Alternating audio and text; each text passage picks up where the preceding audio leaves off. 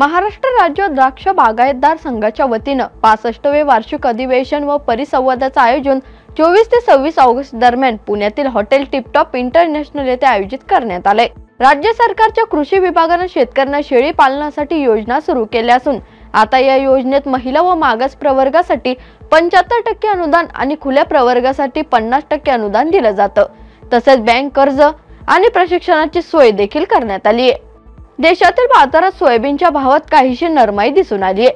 मागील आठवड्यात सोयाबीनचे भाव पुन्हा 100 ते 200 रुपयांनी कमी झाले होते, परंतु सोयाबीनच्या भावात काहीसे चढ उतार राहतील असा अंदाज वर्तवण्यात आलाय।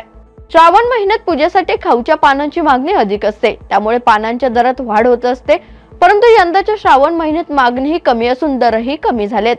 खामगाव नजीक उपबाजाराच्या आवारात 20 पेक्षा अधिक भाजीपाल्यांची आवक होती, तर त्यामध्ये मिरचीची विक्रमी आवक सर्वाधिक होत असून या आवारात एका दिवसात 16,889 पिशवी आवक झाल्याने विक्रम झालाय। जायकवाडी धरणाचे 18 दरवाजे अर्धा फूट उंचीने उघडून गोदा पात्रात दुसऱ्यांदा 9,432 क्युसेक पाण्याचा विसर्ग सुरू करण्यात आलाय। शेत पानंद रस्ते यांचे मजबूतीकरण करण्यासंदर्भात समग्र योजना तयार करण्यासाठी महसूल मंत्री यांच्या अध्यक्षतेखाली समिती लवकरच गठीत करण्यात येणार आहे। तर राज्यातील 20 जिल्ह्यांमध्ये 108 तालुक्यातील 8,44,346 हेक्टरवर शेती नुकसान झालंय, तर 20 ऑगस्ट रोजी हीच आकडेवारी 8,51,110 हेक्टर होती।